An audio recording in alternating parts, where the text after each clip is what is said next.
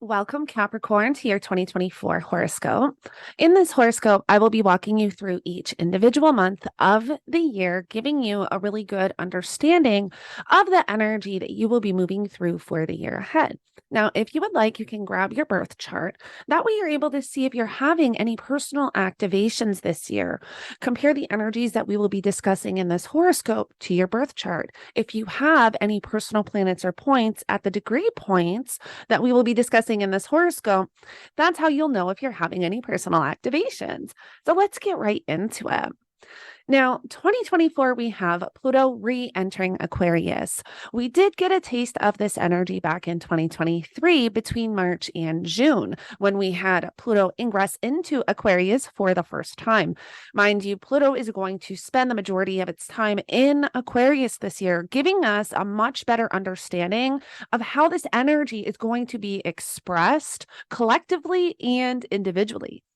Now, we also have our eclipses in Aries and Libra, shaking these areas of our life up. We have the Jupiter-Uranus conjunction in Taurus.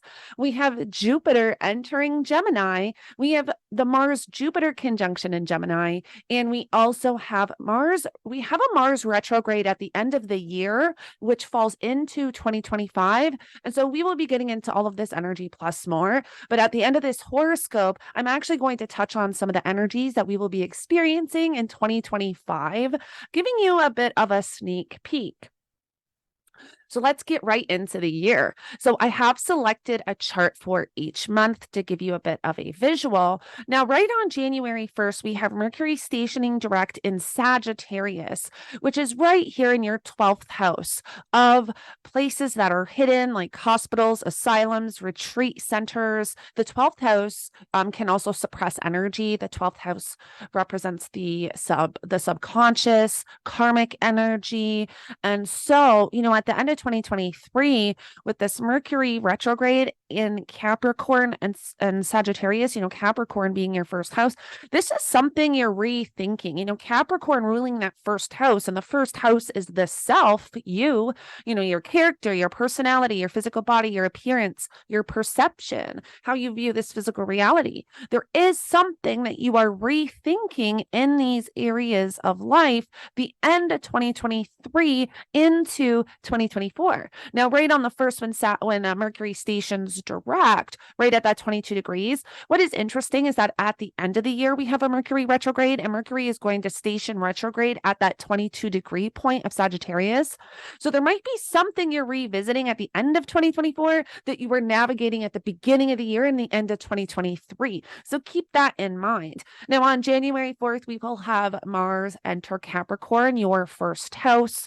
Now, this can be a mixed bag of energy because Mars is actually exalted in Capricorn. This is a great placement for Mars. This is great for motivation, willpower, drive.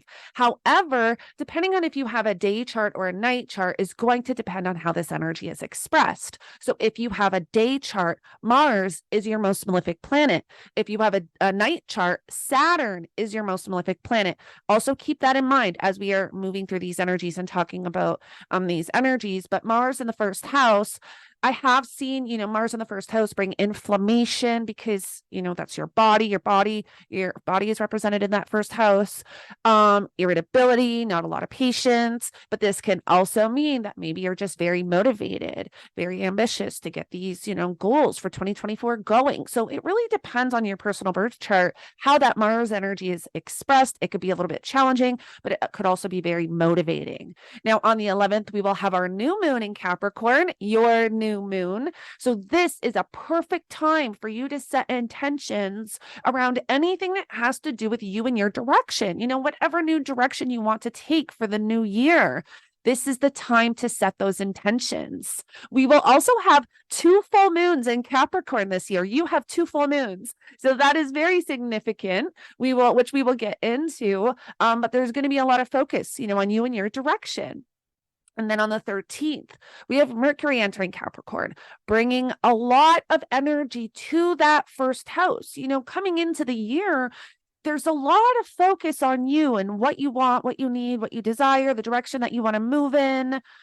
On the 19th, 20th, and 21st, we have the Sun conjunction to Pluto and then they're both going to enter Aquarius. And so the sun is going to form a conjunction to Pluto at 29 degrees. Then the sun is going to enter Aquarius. Then Pluto is going to enter Aquarius a couple hours later, and they will conjunct at 0 degrees of Aquarius.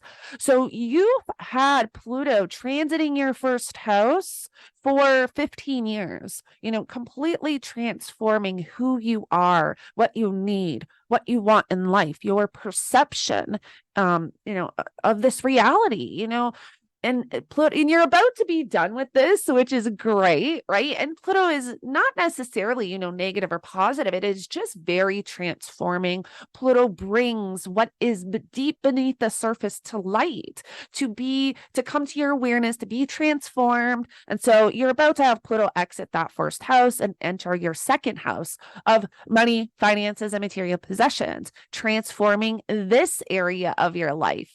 Now, the significant thing about this conjunction is that back in December of 2020, we had the great conjunction between Jupiter and Saturn right at this 29 degrees of Capricorn and 0 degrees of Aquarius.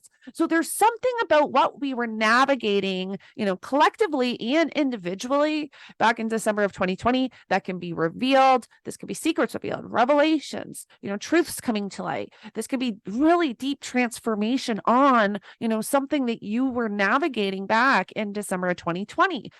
Now, on the 23rd, we will have Venus enter Capricorn. So bringing more focus, when Venus is transiting the first house, sometimes this is where we can change our appearance up in some way.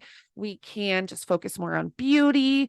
I've seen people get, do things, haircut or, change their hair color. 25th, we will have the full moon in Leo at 5 degrees. You have Leo right here in your 8th house of your partner's finances, money coming in from outside resources, taxes, inheritance, also psychological healing and transformation. So there might be more focus on these areas of life. Then on the 26th, we have the Mercury-Mars conjunction, and this is going to be in your first house. So just generally speaking, whenever we have a Mercury-Mars conjunction, we really want to be watching our communication, right? Mars can represent anger, aggression, and conflict. Mercury is our mind, our communication, our thoughts. So this is where we can be a little bit more irritable. We can speak before we think. Yeah, so we do just want to be mindful on this day, especially too, because it's in your first house. This could feel, a little intense mentally. So if you are, feeling that way or navigating energies along those lines, that might be why it's that Mercury-Mars conjunction in the first house. Now, on the 27th, we will have Uranus station direct right here in your 5th house. Then we get to February, and by the time we get to February, we have all planets direct. It is go time. If you have anything to launch, now is the time to do so. On the 5th, we